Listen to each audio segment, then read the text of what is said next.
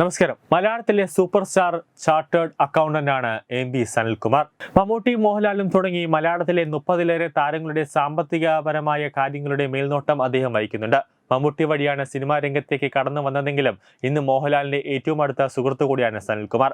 Cinema രംഗത്ത് ഇത്രയധികം പരിചയക്കാർ ഉണ്ടായിട്ടും എന്തുകൊണ്ട് സിനിമാ അഭിനയത്തിലേക്ക് കടന്നു വരുന്നില്ല എന്ന ചോദ്യത്തിന് മറുപടി പറയുകയാണ് ഇപ്പോൾ സനൽകുമാർ. കാൻ ചാനൽ മീഡിയ എന്ന യൂട്യൂബ് ചാനലിന് അനുവദിച്ച പ്രത്യേക അഭിമുഖത്തിൽ സംസാരിക്കുകയായിരുന്നു അദ്ദേഹം. ഞാൻ അഭിനയിക്കാനായി ഇറങ്ങിയെന്ന് അറിഞ്ഞാൽ മമ്മൂട്ടി സാർ എന്നെ ചീത്ത പറയും. അദ്ദേഹത്തിന്റെ വീണ്ടും ജ്വാലയായി എന്ന് പറയുന്ന സീരിയലിൽ എന്നെ നായകനായിട്ട് അഭിനയിക്കാൻ അതിന്റെ സംവിധായകൻ എന്റെ ഇതേ റൂമിൽ വന്ന് ഇരുന്നിട്ടുണ്ട്. അന്ന് സോറി എന്ന് പറഞ്ഞയാളാണ് ഞാൻ. കാരണം നേരത്തെ പറഞ്ഞതുപോലെ എൻ്റെ ഒരു ലൈഫ് അതല്ല. എന്തിനാണ് എല്ലായിടത്തും കയറി ഇങ്ങനെ ഒക്കെ തലയിടുന്നത് എന്ന് ഞാൻ ആലോചിക്കും. ലാലേട്ടൻ്റെ കൂടെയൊക്കെ എത്രയോ സിനിമ സെറ്റുകളിൽ പോകുമ്പോൾ അവസരങ്ങൾ ലഭിച്ചിരുന്നു. ചാർട്ടേഡ് അക്കൗണ്ടായിട്ട് തന്നെ അവസരം ലഭിച്ചു. ആദി എന്ന ചിത്രത്തിൽ ഒരു റെസ്റ്റോറൻറ്റ് സീനുണ്ട്. അതിൽ മോഹൻലാലും അദ്ദേഹത്തിൻ്റെ എല്ലാ സുഹൃത്തുക്കളുമുണ്ട്.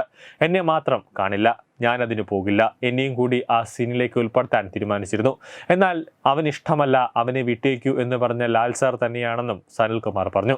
താരങ്ങളുമായി ബന്ധമുണ്ടെങ്കിൽ ഇപ്പോൾ മഞ്ജു വാര്യർ ഏത് സിനിമയിൽ അഭിനയിക്കുന്നുവെന്ന് ചോദിച്ചാൽ എനിക്കറിയില്ല. ചാക്കോച്ചൻ എവിടെയാണെന്ന് ചോദിച്ചാൽ ഉത്തരമില്ല. എന്നാൽ അവരുടെ അക്കൗണ്ട്സ്, ഫൈനാൻസ്, വെൽത്ത് ഇടപാടുകളുമായി ബന്ധപ്പെട്ട എല്ലാ കാര്യങ്ങളും എനിക്കറിയാം. അതിനപ്പുറത്തേക്ക് ഒരു കാര്യത്തിലും ഞാൻ ഇടപെടുന്ന പ്രശ്നമേ ഇല്ല. എത്ര പേർ എന്നോട് മഞ്ജു വാര്യരുടെ ഡേറ്റ് വാങ്ങിച്ചു തരുമോ എന്ന് ചോദിച്ചിട്ടുണ്ടാവും. എന്നാൽ എൻ്റെ ഒരു ജോലി അതല്ല, ഞാൻ ചെയ്യില്ല എന്നായിരിക്കും എൻ്റെ മറുപടി. അങ്ങനെ പറയുമ്പോൾ എന്താ രണ്ട് വിരോധികൾ കൂടും? എന്നാൽ അതെനിക്കൊരു പ്രശ്നമല്ല. അവർ വിരോധികളായിക്കൊള്ളട്ടെ, അതിനെനിക്ക് എന്താണ്? അവർക്ക് ഡേറ്റ് വാങ്ങിക്കൊടുത്ത് ആ സിനിമ മോശമായാൽ നാളെ മഞ്ജു വാര്യർ എൻ്റെ വിരോധിയായി മാറിയിരിക്കും. അതുകൊണ്ട് ഇത്തരം വിഷയങ്ങളിൽ ഞാൻ ഇടപെടാറില്ല.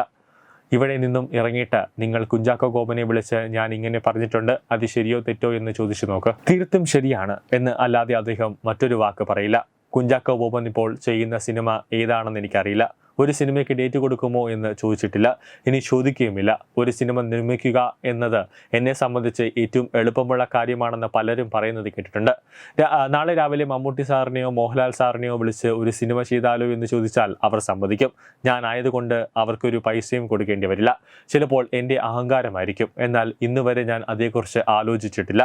ഇനി മരണം വരെ ചെയ്യുകയുമില്ല. ഞാനത് ചെയ്യാൻ പാടില്ല എന്നാണ് അവർ പറയുന്നത്. News desk reload.